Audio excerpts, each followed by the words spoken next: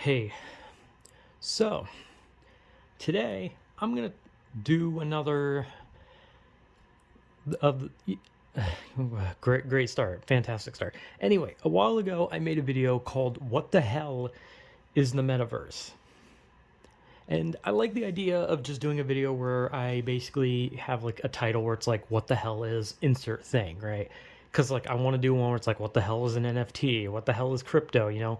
Because those are things that are like fun to shit on because they're shitty things, right? They're shitty things to shit on, and it's fun to shit on them. And that's what I did with the metaverse. I was like, what the hell is it? I explained what it was and kind of gave like a kind of half baked history, basically just from memory. Because let's be honest, I'm not going to research anything. I'm not here to like research shit. I'm just going to talk about from what I've heard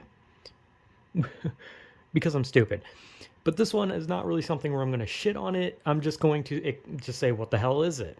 Because it's something that I do watch. So it's like, well, what is it? What the hell are VTubers? VTubers are virtual YouTubers. The end. No. Which also I find it kind of weird that VTubers, because it's like it's like short for V virtual YouTubers. But there's ones that are like on Twitch, you know? So they're not always on like YouTube. Not to mention most of them are streamers, so like you think they'd be called like V streamers in general. You think that'd just be the general term as V streamers. Anyway, whatever. So VTubers are virtual streamers, YouTubers, basically people who instead of having a face cam or no face cam at all, will use an anime avatar drawn, 3D molded, or any of that kind of stuff, or even some cases PNG tubers, which is kind of like VTubing, but not exactly, where they have a little PNG that matches their face and moves when they talk and all that kind of shit. But that's what it does. VTuber models track the person, they track their facial motions, their eyes, their mouths. And when you have 3D models, the 3D models have a lot more tracking to the body entirely, to where when they lean back and forward, left and right, it's a lot more noticeable compared to like a 2D model. So I'm not going to pretend like I know the history of VTubers and when they started, right? But one of the oldest accounts that most people think of when it comes to the beginning of VTubers was Kazuna Ai. Kazuna AI, Kazuna I, whatever. And obviously her last name was supposed to be AI, right? Because the whole point was that she was a virtual YouTuber, right? She made virtual YouTube videos where she just talked about things and eventually started playing video games, you know? And she did music. And I think I'm gonna be honest. I think at some point, Kazuna Ai they switched the person behind her out at one point, or maybe twice. Don't know. Some VTubers do that where they just switch the person, but now the VTubers are more popular. It's a lot harder for them to do because people can detect it and be like, "Hey, that's not the same person," right? So VTubers, there were a lot of them. There were a lot of solo ones, and there were a lot of VTubers who were started up from companies. And one of the most prominent and the most, well, I don't know if it's the most popular or not, because there's kind of like I don't really know. Everyone, at least anyone who knows anything about VTubers knows that there are these two groups, these two companies, one called Hololive and another called Niji Sanji. Now, Hololive, I don't know which came first. I'm going to be honest. I don't know which came first. But Hololive started with a VTuber known as Sora, and that was their start. She streamed to about, what was it, 13 viewers, 7 viewers, 8 viewers, I don't know. It was a smaller number, and she did her first stream to very few. And I watch Hololive and Niji Sanji. I watch some people outside of that, like V Shoujo. I've seen independent ones. I've seen a lot of different VTubers, right? I watch a lot of VTubers. So, but I don't know the history of Niji Sanji because a lot of the talent in Niji Sanji doesn't seem to take pride in the history of Niji Sanji or really talk about it, like the creator or the history or the VTubers of Niji Sanji who started it all, right? They don't really talk about that compared to Hololive, where that's kind of like their focal point is Sora started it. It was started by Tanago, who I think that was his name, and he goes by Yago, and A-chan, who is like his. She's like, I don't really know what she is. She's just kind of announces things on the channel, Hololive channel. Anyway, so Hololive kind of leans into their history of how it started. Niji Sanji does not really talk about it, more focuses on the present, which both are good. One constantly honoring and talking about the history of how it started, while another focuses on the newer ones coming out and everything like that. But Niji Sanji pumps out a lot. Like, they have new VTubers almost like every month almost. But yeah, VTubing went from like a simple thing where it was just like one person run by a company, and they swapped that person out a couple times, to companies rising up, independents doing it, and then artists getting commissions to make models, make 3D models, all sorts of crazy shit. People spending thousands of dollars just to get a model so they can start streaming with VTuber stuff, all sorts of crazy stuff.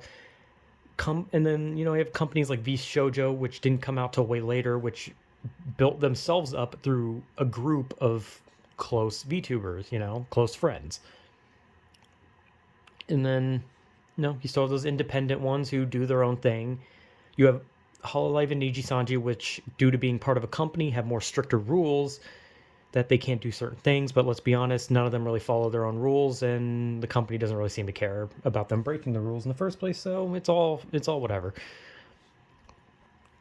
But VTubing now is an incredibly popular form of internet entertainment now. Because there was a time where it was such a small thing, where Kazuna Ai was like the big thing and people couldn't believe it. They're like, holy shit, is she actually an AI? Is she like a robot starting to make YouTube channels? Like, what's going on, right? And, VTubing just kept picking up and picking up and picking up. And then, clips would start to fly around YouTube, and you'd see like someone like Korone or Pecora, where they would have like, popular moments that would get clipped, and people would be like, holy shit, that's funny. And then they'd go to check that out. And the same with other things like Niji Sanji, where popular clips float around, draws people into their channel, draws people into other channels, and the company as a whole. Right? So that's how VTubing works. The clippers are a big part of helping those who don't want to sit through a stream and don't know anything about VTubers, who see a clip and they're like, hey, that's kind of funny. They check out a stream, like the stream, like the rest of the other streamers as part of the company, maybe even like other company VTubers as well. So clippers can basically spread it. They spread VTubers like a virus. And honestly, the popularity of VTubers kind of spread like it was a virus. It just went everywhere, and it just came out of nowhere. And a lot of people didn't like it, right? And that's understandable. And there are people who, jump on the VTuber train because they knew it was popular, so they went with it, and they were just like, hey, I'm going to get a model, I'm going to do it too. There's people who weren't VTubers who had models just so they could be a part of the VTuber train. And hey, it's whatever, because the VTuber group, whatever the hell you call it, the niche, clique, whatever the hell, for a while, before it got so popular, it was a pretty welcoming place where they were welcoming everyone. Like, hey, you want to have a model and join us? Hey, let's have fun. And now VTuber stuff is like kind of like split up into groups where people kind of shit on each other and their models, and talk about how they don't like the corporate VTubers, and some talk about how they don't like the ones that aren't corporate. And VTubing has kind of just gotten to arguments, just kind of making underhanded comments at each other now. And obviously, not all. Obviously, there's always going to be bad people in a group. VTubers are no exception. There's going to be bad VTubers. That's just how it is. No different than anyone else. No other groups. And of course, there's those people who call themselves VTubers, but they only go on Twitter, and they call themselves VTweeters. And all they do is they shit on other VTubers and basically just be like, this person's corporate, so they're shit, or this person doesn't even try to like fit in with their model. They're just doing something else. Like they're acting like themselves but with a model, you know? Because the whole point of VTubing is that you're like supposed to play a character, but some don't. Some just have a cool model and they just stream, and that's fine. I think I've seen plenty of them and they're always entertaining. But so are the ones who play characters. They're all fun if you just don't, you know, put like categories into this shit. Just like enjoy it, have fun. That's the whole point. They're making entertainment for people. So just have fun. But yeah, VTubers started a long time ago. Corporations rose up, started making VTubers of their own. You have Crunchyroll that made their own VTuber. I think Netflix was making their own VTuber at some point. You know, you have games like anime-based games that were making their own VTubers. Pokemon, that Iona character is supposed to be a VTuber. Everyone's getting on it. It's a huge trend now.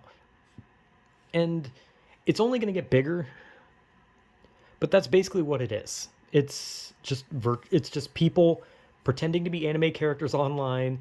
It's basically like those people with anime profile pictures, except instead of just going on Twitter and pretending to be like, I don't know, Inuyasha or something, these people go online with their own little original characters and be like, "Hi, I'm Sashimi Chan," or some fucking shit. I don't know. I'm fucking like 40 years old, man. I'm too old for this shit.